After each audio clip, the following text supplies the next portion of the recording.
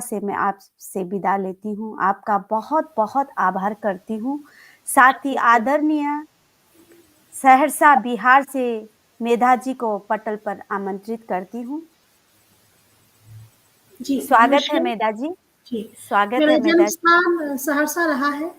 मैं बिहार जी, से जी। हूँ बेसिकली, लेकिन फ़िलहाल बैंगलोर में हूँ। अपने आप को बिल्कुल, मैं बिल्कुल। पूरे देश का मानती हूँ क्योंकि मुझे सब जगह रहने का मौका मिला है। जी, तो जी, जी। आगे बिल्कुल। अनुमति हो तो प्रारंभ करूँ? आपका छोटा-सा परिचय मैं दे देती हूँ दर्शकों को हाँ, पहले। जी, आप 10 वर्ष कॉर्पोरेट सेक्टर में महिंद्रा हॉलिडेज कुंभलगढ़ राजस्थान एवं अल्मेड़ा उत्तराखंड में मैनेजर एवं रामोजी फिल्म सिटी हैदराबाद में रिसर्च डिवीजन हेड रह चुकी है। अप्पू घर दिल्ली में डिप्टी मैनेजर रह चुकी हैं। वर्तमान में आप शिक्षण कार्य कर रही हैं। आप बहुत सारी विधाओं में माहिर है। आपका परिचय बहुत लंबा है, फिर भी मैं कोशिश करूँगी सभी कुछ समावेश कर सकूँ। सुनिएगा, जी। कुछ गलती हो गई है तो माफ़ी चाहती हूँ। अरे, कोई दिक्कत नहीं। यात्रा यात्रा, संस्मरण, लघु उपन्यास, कहानी, लघु कथा, कविता, व्यंग, समीक्षा, भूमिका लेखन आदि आप लिखती हैं। आपकी एक प्रेम ऐसा भी नामक कहानी संकलन आ चुकी है। इसके अतिरिक्त कहानियां, यात्रा, वृत्तांत, आलेख, समीक्षा एवं कविताएं आपकी राष्ट्रीय दैनिक हिंदुस्तान, नव भारत टाइम्स, दैनिक जागरण, प्रणाम पर्यटन, अनवरत, आलोक पर्व, अभिव्यंजना, साहित्य, सांदीपनी, प्रेरणा अंशु, लोक सचेतक, सत्य शोधक राही, नवीन कदम में प्रकाशित हो चुकी है। आपकी व्यंग में 21वीं सदी के 131 व्यंगकार, 251 श्रेष्ठ व्यंगकार एवं 36 का आंकड़ा व्यंग संकलन में प्रकाशित हुई है। आपकी नवगीत नामक काव्य संकलन और कथा कहानी नाम से कहानी संकलन भी प्रकाशित हो चुकी है। आपने 2 पुस्तकों में भूमिका भी लिखा है। पटना दूरदर्शन सदीनामा विभिन्न राष्ट्रीय एवं अंतर्राष्ट्रीय वेबिनार एवं साहित्यिक गोष्ठियों में आप काव्य पाठ, व्यंग्य पाठ तथा परिचर्चा भी करती आई है। आपका तहे दिल से स्वागत, अभिनंदन करती हूँ। बस हार्दिक आभार। आपके लिए एक छोटी सी पंक्ति कहती हूँ। जी, सुनिएगा, सुनिएगा। छुपा के वो हुनर बैठे थे, छुपा के वो हुनर बैठे थे भरी महफिल में। हमने पूछ ही लिया कुछ तो है अंदर, हमने पूछ ही लिया कुछ तो है अंदर। उन्होंने फक्र से कहा, उन्होंने फक्र से कहा, एक अक्षर जननी, एक अक्षर जननी और शब्दों का समंदर है अंदर, एक अक्षर जननी और शब्दों का समंदर है अंदर। स्वागत है आपका। हार्दिक आभार आपका इतने सुंदर से परिचय के लिए और इतने सुंदर शब्दों से स्वागत करने के लिए। अ, तो अनुमति हो तो मैं प्रारंभ करूँ अपना बिल्कुल, काव्य बिल्कुल पाठ? मेधा जी, जी, बिल्कुल मेधा जी। जी। मुकेश पांडे जी लिख रहे हैं, ओह क्या बात जी, धन्यवाद, धन्यवाद मुकेश। जी, मेरी पहली कविता का शीर्षक है उत्सव और स्त्री। जी, बिल्कुल, मुझे सुनाइए। लगता है कि अभी हमारे ही देश में नहीं, विश्व के कहीं किसी भी कोने में जो उत्सव होता है, उसको मनाने में सबसे बड़ा हाथ स्त्रियों का ही होता है। तो मेरी बिल्कुल, बिल्कुल। पहली कविता का शीर्षक है उस उत्सव और स्त्री। शुरुआत करती हूँ। उत्सव और स्त्री पर्याय है एक दूसरे के, धड़कते धरा पर भी खोज लेती हैं क्षण, जीवंतता के लिए, नृत्य के लिए। ढोल की थाप से थिरकने लगते हैं अंग उसके, रग रग में बज उठता है हृदय संगीत उसके। उत्सव जीवन यज्ञ है उसका, जिसके हवन कुंड के अग्नि शिखा को प्रज्वलित करती है समिधा वन निस्दिन, और पोषित वन जीवन चक्र को अपनी उर्वरता एवं स्वेद से अग्नि शिखा सम श्रृंगार करके जब थिरकती है स्त्री, थिरकने लगता है संसार। प्रकृति और स्त्री तमाम आपदाओं के बावजूद खड़ी होती है फिर से, अपने पूरे सामर्थ्य के साथ। पुनः जीवन हंसने लगता है, उत्सव मनाने लगता है। बहुत खूब मेधा जी। उत्सव जीवन यज्ञ है स्त्रियों का। बहुत सुंदर लाइन। बहुत सुंदर।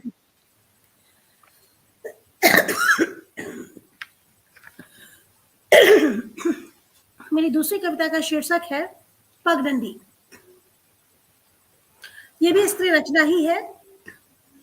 खिड़की पर हूं मैं खड़ी, निहारती हुई पगडंडी, आरी तिरछी बढ़ती हुई, दूर तक जाती हुई, कहां से आती है ये, कहां तक पहुंचती है ये,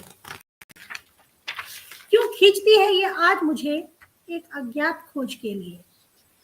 खोज है उस बालिका की जो रहती है यहीं कहीं, स्वच्छंद नृत्य करती हुई, क्रांति के गीत गाती हुई, तरफ कर पुकारती हूं मैं उसे, छिप गई है जो यहीं कहीं। आवाज आ रही है तभी, निकालो मुझे मैं यहाँ दबी, समूची शक्ति बटोर कर आवाज देती हूँ मैं फिर उसे, निकल कर आती है वही स्वच्छंद युवती ध्वजा लिए।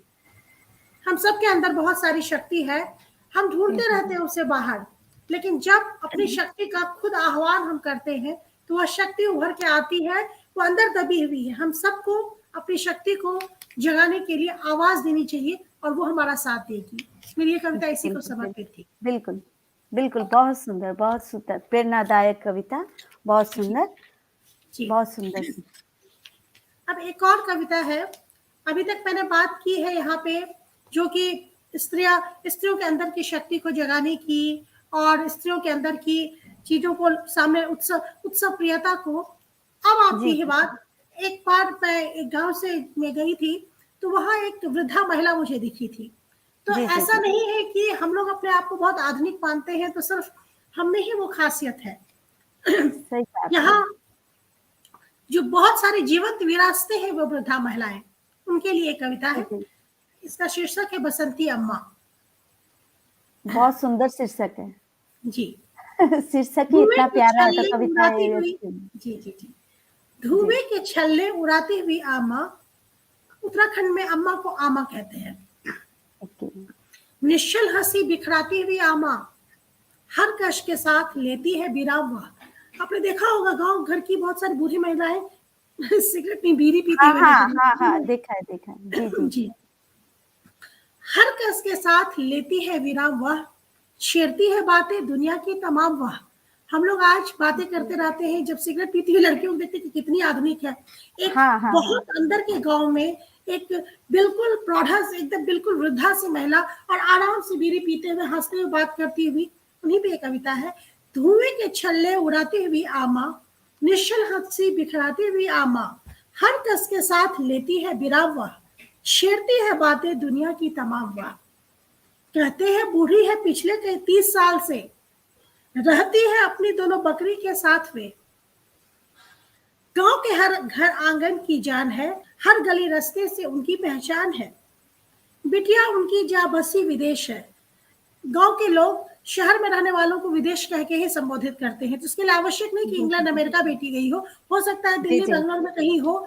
तो बिटिया उनकी जा बसी विदेश है, बातें उनकी स्मृतियों में शेष है।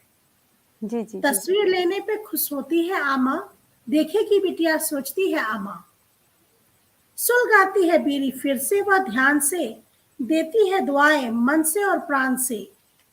ये लोग हैं जीवंत विरासत हमारी, इनसे जीवित है सभ्यता हमारी। हिल मिल कर रहने की, संग साथ चलने की, जीवन के हर पल को खुलकर के जीने की।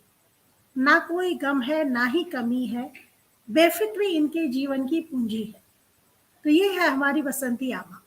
बहुत सुंदर चित्रण था आपका। हम वहीं पहुंच गए जहां आप पहुंचाना चाहती थी। बहुत सुंदर काव्य पाठ मेधा आज जी। जैसे कि मेरी सारी कविताएं मेरी स्त्रियों पे ही जा रही है, तो मेरी अगली कविता भी कुछ उसी थीम को लिए है। बिल्कुल स्वागत है। मुकेश पांडे जी लिख रहे हैं, विधाता की जननी भी आदि शक्ति ही है। जी जी जी जी, बिल्कुल सर। बहुत बहुत धन्यवाद मुकेश सर जी। मेरी अगली कविता का शीर्षक है पिस्ता रंग। सुनो ना, पर्दे पिस्ता रंग के होंगे और चादरें भी। मैंने तो सोफे का डिजाइन भी सोच लिया है और पेंटिंग्स का थीम और आकार भी। ये होगा मेरा डिजाइन स्टूडियो और ये मेरा बेडरूम। ये सबसे हवादार कमरा होगा मेरी मम्मी पापा के लिए। निहार रही थी वो इस खुशी से दमकते चेहरे को। ये खुशी थी अपने घर को बनाने की, उसे सजाने की। यह एक स्त्री का, उसके ख्वाबों का घर था। हमेशा स्त्रियां पूछती रहती है मेरा घर कौन सा है। तो स्त्री, मैं उस स्त्री की कल्पना करती हूँ, खुद को भी मानती हूँ उन्हीं स्त्रियों में जो अपना घर स्वयं लेने की क्षमता रखती है, तो और अपने घर को अपने हिसाब से सजाने की वो इच्छा करती है। यह खुशी थी अपना घर बनाने की, उसे सजाने की। यह एक स्त्री का, उसके ख्वाबों का घर था। ये वो ख्वाब था जो उसने हमेशा देखा था, उसकी आंखों से और अपनी माँ की आंखों से। जब भी उसकी माँ दौड़ी थी ट्रेन पकड़ने ताकि सफल हो सके उसकी पुत्री इंटरव्यू में और उत्तीर्ण हो सके जीवन के प्रत्येक परीक्षा में, आज वह सच हो गया है। सजे हुए इस घर में माँ एप्पन दे रही है, पिता द्वार पर फूलों के हार सजा रहे हैं। ये घर है उनकी बेटी का, उनका अपना घर।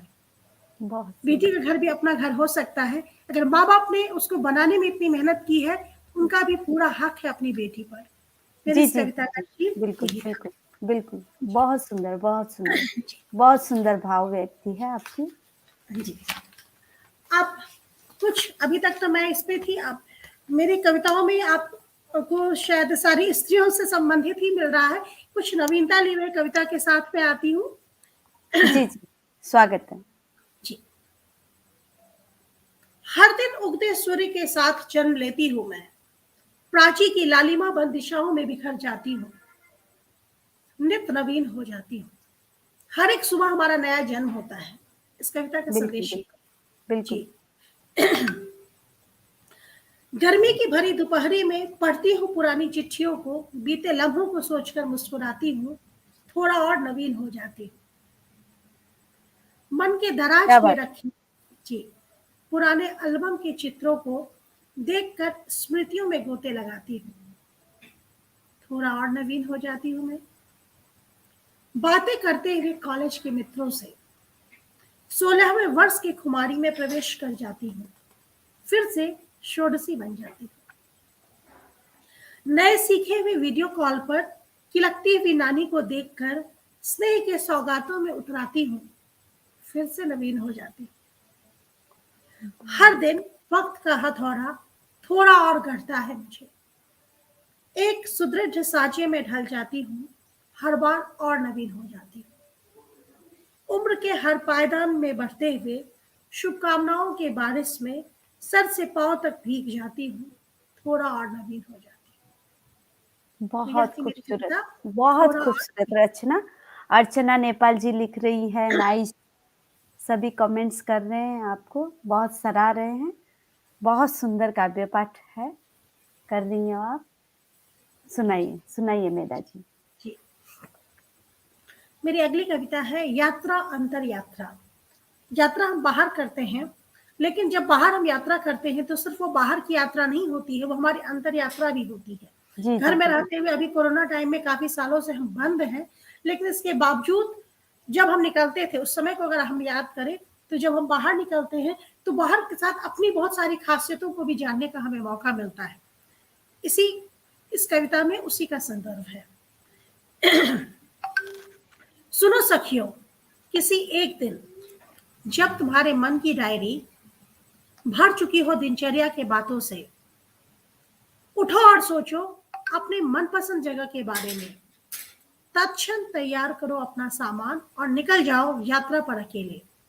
राहुल संस्कृत्यायन जी लिखते हैं कि महिलाओं को भी यात्रा पे जाना चाहिए और अकेले यात्रा का प्लान करना चाहिए। और मैंने चूंकि यात्रा अकेले बहुत ज्यादा किया है, तो मैं जानती हूँ उससे उसकी क्या खासियतें होती है। जो मैंने महसूस किया है और मेरे जैसे अन्य स्त्रियों ने महसूस किया, मैंने उसी को इसमें ढाला है। सुनो सखियों, किसी एक दिन जब तुम्हारे मन की डायरी भर चुकी हो दिनचर्या के बातों से, उठो और सोचो अपने मन पसंद जगह के बारे में। तत्क्षण तैयार करो अपना सामान और निकल जाओ यात्रा पर अकेले। बहुत याद खूब, रखना, बहुत खूब। वस्त्र तुम्हारे सहज हो, बहुत स्टाइलिश, बहुत अलग तरह बहुत के ड्रेस पहन के आप कंफर्टेबल नहीं फील करेंगी यात्रा में, आपका पूरा ध्यान अपने वस्त्र पे होगा। तो जी, मैं जी, ये जी। लिखती हूँ, वस्त्र तुम्हारे सहज हो। मैं किसी स्त्री स्वतंत्रता का हनन नहीं कर रही हूँ। मैं जी, जी, अपने जी, आप के बिल्कुल। लिए यह निर्धारित कर रही हूँ कि जब हम अकेले जाएँ तो हमारा कपड़ा सहज होना चाहिए जी, बिल्कुल, बिल्कुल। और जूते आरामदायक, ताकि कभी भागने की, तेज चलने की ज़रूरत हो तो जूते आरामदायक होने ही चाहिए। तो वस्त्र तुम्हारे सहज हो और जूते आरामदायक। यह अकेला यात्रा विस्तार देगा तुम्हें और बताएगा तुम्हें बहुत सारी तुम्हारी छुपी हुई क्षमताओं को। यकीन मानो, अचानक से दुनिया अलग ढंग की दिखेगी तुम्हें, जो भरी है सुंदर दृश्यों से, सुंदर लोगों से और सुंदर जगहों से। यह यात्रा परिचित करवाएगा तुम्हें उन सभी रास्तों से जिनसे पहले भी गुजरी थी तुम। किसी एक दिन कार लेके खुद निकलिए, तब आपका सारे रास्ते पे ध्यान जाएगा। जब तक अपने भाई या पति के बगल में बैठ के जाइएगा, या रास्ता मुझे याद भी नहीं रहता था। यही मैंने लिखा है। यह यात्रा परिचित करवाएगा तुम्हें उन सभी रास्तों से जिनसे पहले भी गुजरी थी तुम। तुम्हें याद रहेगा अब तुम्हारे होटल के पास वाला घंटा घर और रेस्टोरेंट की विशिष्ट खुशबू भी, क्योंकि आपके दिमाग में है कि लौट के मुझे आना है, क्या क्या है अब आप ध्यान से देखेंगी, ताकि लौट सको पुनः तुम अपने ठिकाने पर। जागृत हो उठेंगी तुम्हारी सारी इंद्रियां। जो भी लड़कियां अकेले सफर करती है पूरी तरह अलर्ट होती है, उसका ध्यान सब तरफ होता है। जागृत हो उठेंगी तुम्हारी सारी इंद्रियां, क्योंकि तुम्हें पता है तुम्हें ख्याल रखना है अपना। इस यात्रा में सहयात्री कई मिलेंगे, लेकिन करनी तुम्हें है यात्रा अकेले, सिर्फ अपने साथ। अगर तुम चाहती हो इन दृश्यों, इन जगहों और लोगों को जानना और खुद को पहचानना बिल्कुल अपने ढंग से, तो देर किस बात की है। खरीदो अपने मनपसंद वस्त्र, बांधो सामान और फिर पहनो अच्छे जूते। निकल पड़ो आज अभी अपनी यात्रा पर, अपने खुद के साथ। बहुत सुंदर मेधा जी, बहुत प्रेरणादायक और स्त्रियों के लिए बहुत ज़रूरी आपने संदेश दिया है, बहुत सुंदर। योगिता त्यागी जी लिख रही है, सुंदर काव्य पाठ। अर्चना नेपाल जी लिख रही है, मेधा जी कहाँ से हैं आप? मैं तो पूरे के पूरे देश से, पूरे विश्व से ही खुद को जुड़ा हुआ समझती हूँ। जन्म स्थान सहरसा बिहार बिहार का है, और रहने का जी, मौका अपने काम और सब के सिलसिले में पूरे देश के विभिन्न भागों में रहने का मुझे मौका मिला है। फिलहाल मैं बैंगलोर में हूँ। जी। जी, जी, जी, बिल्कुल। नेपाल मेरे घर के बगल में है, 2 घंटा दूर है मेरे घर हाँ, से। जी, जी। उन्होंने पूछा है, मैं आप देख जो रही हूँ। आमा बोले ना उस वक़्त उत्तराखंड में हाँ, आप बोले वो आमा उत्तराखंड से। बोलते हैं, जी, जी, जी। तो हाँ, नेपाल में भी आमा बोलते हैं। हाँ, माँ को बहुत आमा सटा वो ही बॉर्डर बोलते हैं। बॉर्डर है ना, हाँ, इसलिए। नेपाल में जी। ये हम सिलीगुड़ी रहते हैं ना, सिलीगुड़ी में भी हाँ, आमा ही बोलते हैं, अरे जैसे वाह! नेपाली चलिए, उसमें देश की हाँ, बहुत ये सारी चीज़ें नेपाल एक-दूसरे से जुड़ी हुई हैं। जी, जी, जी, बिल्कुल, बिल्कुल। सुनाइए आप। जी, मेरी अगली कविता है, पहली पीढ़ी की आत्मनिर्भर स्त्रियाँ। स्त्रियों ने बहुत संघर्ष किया है, सिर्फ स्त्रियों ने नहीं, संघर्ष पुरुषों ने भी बहुत किया है, लेकिन मैं स्त्री हूँ तो स्त्रियों पे ज़्यादा ध्यान जाता है। तो मैं जी, जी, मेरी जी। इस कविता का शीर्षक है, पहली पीढ़ी की आत्मनिर्भर स्त्रियाँ। आज आप और हम इस तरह से बैठे हुए स्ट्रीमिंग में, यहाँ पे गूगल मीट पे हम लोग कर रहे हैं, लेकिन पहली बार जो आई होंगी शायद उन्होंने इसके लिए भी संघर्ष किया होगा, इसके लिए भी उन्हें बिल्कुल, परमिशन नहीं बिल्कुल। मिली होगी, हो सकता बिल्कुल, है। बिल्कुल। हर एक बिल्कुल, चीज़ बिल्कुल। के लिए बहुत संघर्ष करना पड़ा है स्त्रियों को। जी, जी। तो यह मेरी कविता उन स्त्रियों के बारे में है जिन्होंने शुरुआत की थी फर्स्ट नौकरी करना, तो उनके बारे में है, मैं सहज सुना। सहज नहीं मिलता स्त्रियों को सब कुछ भी सहज नहीं मिलता जी। है। ये मैंने भी तो देखा है और जी, अनुभव किया है। जी। जी। तो मेरी कविता, पहली पीढ़ी की आत्मनिर्भर स्त्रियां। अपने एक हाथ में थामे घर और दूसरे में थामे नौकरी। जो भी स्त्री नौकरी कर रही है वो घर भी संभाल रही बिल्कुल, होती है। बिल्कुल। ऐसा नहीं है बिल्कुल, कि वो सिर्फ नौकरी कर रही होती है, वो बच्चे को भी जन्म दे रही होती है, बच्चे को संभाल भी रही होती है, घर भी देख रही होती है और नौकरी भी कर रही होती है। मुश्किल से 2-4% ऐसे होंगे जो कि कुछ जिनको की सुविधा प्राप्त है, मैक्सिमम ये कर ही रही होती है। जी, जी, अपने जी। एक हाथ में थामे घर और दूसरे में संभाले नौकरी। सधे संतुलित शरीर एवं जागृत हर ज्ञानेंद्रिय से रखा उन्होंने सधा हुआ हर कदम और नकारा खुद पर जमी हुई हर दृष्टि को। झेला प्रत्येक उस दबाव को जिसमें उन्हें उत्तीर्ण होना था, हर बार 100% अंकों के साथ, क्योंकि इसके अलावा नहीं था उनके पास कोई विकल्प। ऐसा नहीं था कि वो नौकरी कर रही थी तो कोई उसके हाथ में चाय और खाना दे रहा था, और अगर वो नौकरी करने के लिए सब कुछ छोड़ के सब करके भी जा रही थी तो लोग उनकी तारीफ नहीं कर रहे थे। कि हाँ, बाहर जाने का तो मौका मिल रहा है। कमेंट ही मार रहे थे शुरुआत में। क्या इतना सहज रहा होगा सब? कौन रही होगी वो देवियां जिन्होंने प्रशस्त किया मार्ग आने वाली समस्त पीढ़ी का, नए रास्ते सृजन के लिए, खुलकर जीने के लिए। प्रत्येक बार सोचती हूं मैं, और हर बार झुकता है शीश मेरा, श्रद्धा से, समर्पण से, उनके लिए जिन्होंने सूत्रपात किया इस क्रांति का। एक दिन जाते वक्त मैं देख रही थी कि एक छोटी सी बच्ची नटनी हाथ में बैलेंस किए थे और रस्सी पे चढ़ रही थी। वही देख जी के ये जी कविता जी दिमाग में आई थी जी। जी। सधी रस्सी पर संतुलन साधे चलती छोटी सी क्रांतिकारिणी हर बार याद दिलाती है मुझे उस दैदीप्यमान चिंगारी की जिसने जगमग किया है आधी आबादी के कल्पना के रंगीन संसार को। तो यह थी मेरी कविता, बहुत सुंदर, पहली बहुत पीढ़ी की आत्मनिर्भर स्त्रियां। बहुत सुंदर। मैं आपसे गुजारिश करती हूँ कि आप व्यंग भी सुनाएं कुछ। आप व्यंग, जी जी, बिल्कुल बिल्कुल, व्यंग के लिए मैं सुनना अभी चाहेंगे व्यंग अगर के आपके। लिए, हाँ, व्यंग के लिए तत्क्षण आपने मुझे कहा है। मुझे देखना पड़ेगा कि आप मुझे एक सेकंड आप बात करते रहे तो मैं किताब उठा लूं, जी जी, बिल्कुल बिल्कुल, उठाइए है उठाइए। ना?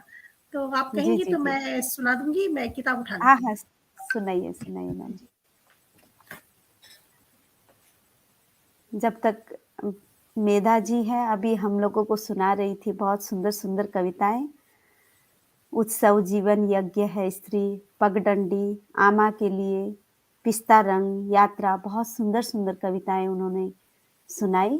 अब मैंने गुजारिश की है उनसे कि व्यंग भी कुछ हो जाए, तो सुनते हैं, आ रही हैं वो। आप सब ऐसे ही बने रहे हम सबके साथ।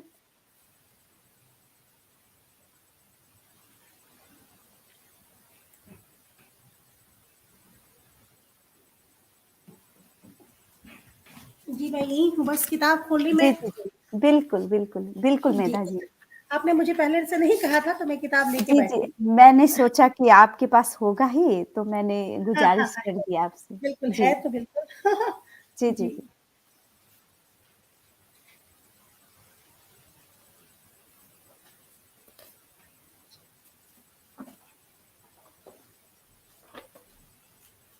जी जी, मैं आ गई। जी जी, स्वागत है। जी, मेरी इस आप कहेंगी कि मैंने एक साथ सीधे सिर्फ स्त्री संबंधी ही सारे शब्द, सारी चीज़ों को उठा लिया और संजोग से जो किताब मुझे सबसे सामने दिखी, क्योंकि मुझे लगा ये लाइव प्रोग्राम है, इस वक़्त मैं ज़्यादा समय नहीं लूँ, तो जो किताब सामने दिखा मैंने उसी को उठाया है। बिल्कुल बिल्कुल, ये सुनाइए। किताब जो कि मैंने आपको बताया था, इसमें सदी के सर्वश्रेष्ठ व्यंग्यकार हैं, इसमें एक मैं भी जी हूँ। जी जी जी जी जी इसमें इस शीर्षक है इसका, यत्र नार्यस्तु पूज्यन्ते रमन्ते तत्र देवता। हमारे यहाँ का ये जी। बहुत प्रचलित वाक्य है कि जहाँ हरीश नवल जी लिख रहे हैं, नमस्कार लिख रहे हैं। हरीश धवल सर, तो मैं मुझे बहुत ज्यादा खुशी हो रही है कि सर यहाँ नमस्कार पे सर, हैं। नमस्कार। मुझे मुझे बहुत खुशी हो रही है, सर को प्रणाम। सर को प्रणाम प्रणाम। सर। जी, जी तो सर लोग व्यंग के इतने बड़े लोग के समक्ष आपने मुझे कहा है तो मुझे थोड़ा भयभीत ही हूँ मैं, फिर भी कोशिश करती हूँ कि मैं सुना नहीं दूँ। नहीं, बिल्कुल भयभीत होने की आवश्यकता नहीं जी, है, जी, आप जी। सुनाइए। जी, हाँ। तो मेरा शीर्षक है यत्र नार्यस्तु पूज्यन्ते रमन्ते तत्र देवता। पता नहीं क्यों वर्षों पूर्व हमारे पुरखे यह कह गए थे, ना कहते तो उनका भी भला होता और हमारा भी। ये मेरा मानना है। अब नारी की पूजा करके नारायण तो बना नहीं कोई। दिनों दिन असुरों की संख्या में बढ़ोतरी जरूर हो गई है, जो कि किसी महिषासुर मर्दनी की प्रतीक्षा में संपूर्ण सृष्टि में आधिपत्य जमाए बैठे हैं। अब शक्ति स्वरूपा दुर्गा अवतरित हो तो कैसे? जिधर देखो नो एंट्री का बोर्ड लगा है। सब तो आशीर्वाद दे रहे हैं पुत्रवती भवा, तो पुत्रवती होंगी ही नहीं तो यहाँ जी नारियस्व जी, पूजन बहुत की बात सुंदर कहाँ से बहुत आने सुंदर, जाए। जी, बहुत सुंदर बहुत सुंदर, बहुत सुंदर व्यंग था। गलती से अपनी शक्ति का उपयोग करके कहीं दुर्गा अवतरित हो भी जाए तो लक्ष्मी आई है कहकर जो दुर्दशा होती है उसकी, शक्ति स्वरूपिणी चिर अबला में तब्दील हो जाती है। अब मैंने एक उदाहरण दिया है, एक है हमारी वीणा काकी, नाम से बिल्कुल उलट काम है उनका।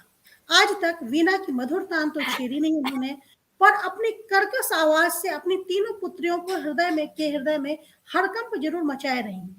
अवांछित पुत्रियां भी मां रूपी वार्डन से जिंदगी पर डरी सहमी रही और प्रतीक्षा करती रही कि कोई नर नारायण के रूप ग्रहण कर उनको इस कैद से न केवल मुक्त करवाए बल्कि जीवन की रंगीनियां भी दिखाए।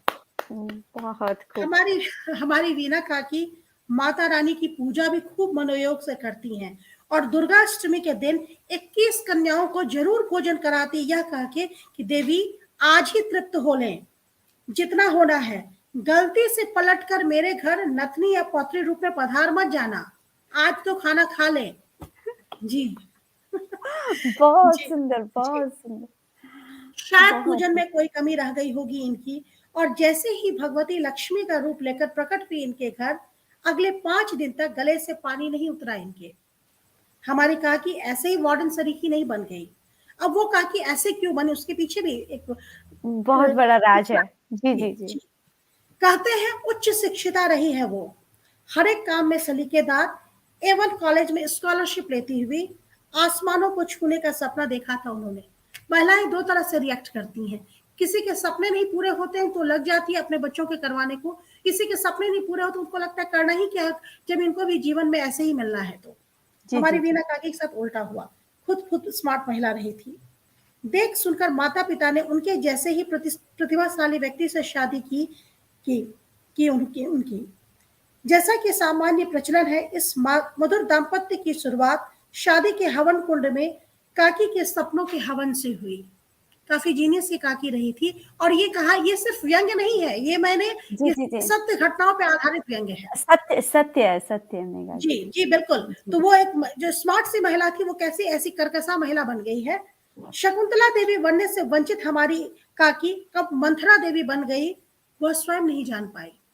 उतनी शार्प ब्रेन की महिला थी जो कि शकुंतला देवी बन के देश के जाने माने लोगों में शामिल हो सकती थी, बट वो मंथरा बन के यंत्रणा करने में लग गई, मंत्रणा करने में। फिर एक एक करके 3 देवियों का अवतरण ने उनके मन वीणा के तार को ऐसा तोड़ा कि फिर कभी वह जुड़ ही नहीं पाया। मेरा समय जब खत्म होने वाला होगा, 5 मिनट पहले मुझे कह दीजिएगा, मैं अगला 5 मिनट और जी, लूंगी। जी। जी। जी, जी, जी। फिर एक एक कर 3 देवियों के अवतरण ने उनके मन के वीणा को तार को ऐसा तोड़ा कि फिर कभी वह जुड़ ही नहीं पाया। कहा उनके माता पिता ने भविष्य के शानदार प्रोफेशनल की आशा की थी, उनको ऐसा पढ़ाया था तो उन्होंने आशा की थी। कहा वो जूझ रही थी स्वयं को योग्य गृह स्वामिनी बनाने में, यहीं तक होता तो फिर भी ठीक था।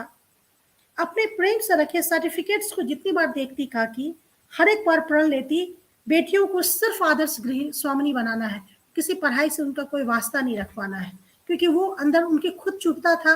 वो चाहते थे एटलीस्ट मेरी बच्चियां इस क्षोभ से तो कम से कम इस क्षोभ को ना झेले। क्या करना है पढ़ लिख कर, जब चूल्हा ही फूकना है किसी के स्वामित्व में रहकर। हमारे काका भी कम नहीं है। अब ये काकी के जो पति हैं उनके बारे में, क्योंकि काकी की इस स्थिति के जिम्मेवार 100% काका हैं, तो काका लोग को संभल जाना चाहिए। मैंने उन्हीं पे ये व्यंग्य, ये यहाँ स्त्रियों पर नहीं, उन काकाओं पे व्यंग्य है ये जी, जी, एक्चुअली। जी। हमारे काका भी कम नहीं है। दिव्य मुस्कुराहट हमेशा वर्तमान रहता है उनके अधरों पर। प्रत्येक बात में एक से एक उपमा, एक से एक लोकोक्ति। जैसा भव्य व्यक्तित्व वैसे ही जागृत मेधा शक्ति। लक्ष्मी सरस्वती जैसे कदम चूमती हो उनके। किसी भी महफिल की जान अपने ठहाकों से उसे गुंजाने वाले। ठहरिए, सिर्फ इतना ही परिचय नहीं है उनका। एक तरफ उनका ये भव्य व्यक्तित्व है जो कि बाहर का व्यक्तित्व है, ये तो उनका बाहरी व्यक्तित्व है। घर में उनके घुसते ही जैसे कर्फ्यू लग जाता है, सारे बच्चे कहीं छिपते नजर आते हैं। सौंदर्य की मूरत कन्याएं खिड़की के पर्दे गिरा देती हैं और बेटा दबे छिपे घर में प्रवेश करता है। ये हरकम पहुंचा रखा है। बाहर के इतने सौम्य सूरत वाले काका जी, घर में कोई हिटलर से कम नहीं है। जी, जी, जैसा जी। मैंने ऊपर बताया, अभिनय प्रवीण काका जी का किरदार बाह्य मंच और घर के मंच पर बिल्कुल अलग होता है। बहुत सारे ऐसे आदमियों को आप लोगों ने भी जीवन में देखा होगा। जी, जी, जी, बिल्कुल। जी। लेकिन क्रिया के बराबर और विपरीत प्रतिक्रिया तो आपने भी पढ़ा है, जहां इस तरह की आपने देखा होगा कि ऐसे घरों के बच्चे बच्चियां ही गलत ज्यादा करते नजर आते हैं, जी, क्योंकि जी, इतना जी, जी। दबाव उनको दिया जाता है। ज़्यादा ज़्यादा दबाव देने से ऐसे हो जाता एग्जैक्टली। है। जी। जी, जी। एक दिन नजर आई उनकी मोनालिसा खिड़की पर किसी को हाथ हिलाते। दूसरी तरफ मोहल्ले का निहायत बेहुदा लड़का दांत निपोरे खड़ा था। डर से हमारी हालत खराब हो गई कि काका देख लेंगे तब तो इसकी खैर नहीं, ना ही इसकी ना इसकी माँ की खैर होगी। लपकते हुए उनके घर की तरफ हमने सलाह दिया, अरे लड़की कोई ढंग का लड़का तो चुनो। अभिनंदन sir, Kamlesh sir. Divya Kamlesh sir. मुस्कुराहट बिखेरती, अदा से बाल झटकती, बोल उठी काका की एकमात्र बोल्ड सुपुत्री, क्यों लफंगों के पास दिल नहीं होता क्या?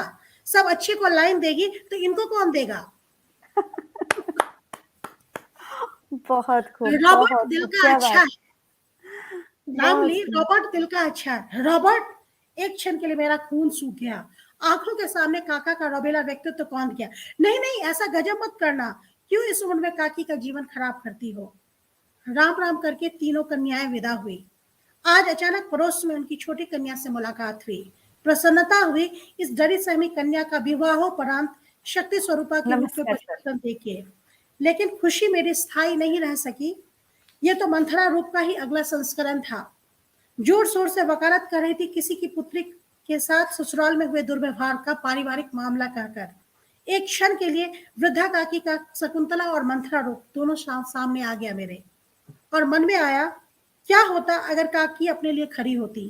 क्या होता परिदृश्य अगर काका की हंसी महफिल की जगह उनके घर में गूंजती? मन ने जवाब दिया, तब शायद एक पूरी पीढ़ी बदल चुकी होती और समाज थोड़ा और बेहतर होता। मन ने समझाया, नए जमाने की जरूरत है नए श्लोक की। यत्र रमनते देवता तत्र पूज्यन्ते नारिया। जहां देवता रमन करते हैं बहुत सुंदर, वही नारी की बहुत पूजा हो सकती है, सब जगह बहुत नारी की सुंदर। पूजा हो भी नहीं सकती है। क्या बात है मेधा जी, बहुत सुंदर, बहुत सुंदर।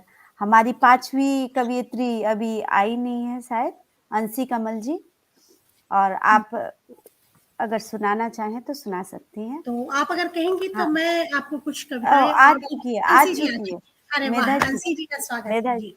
जी, जी, जी, जी।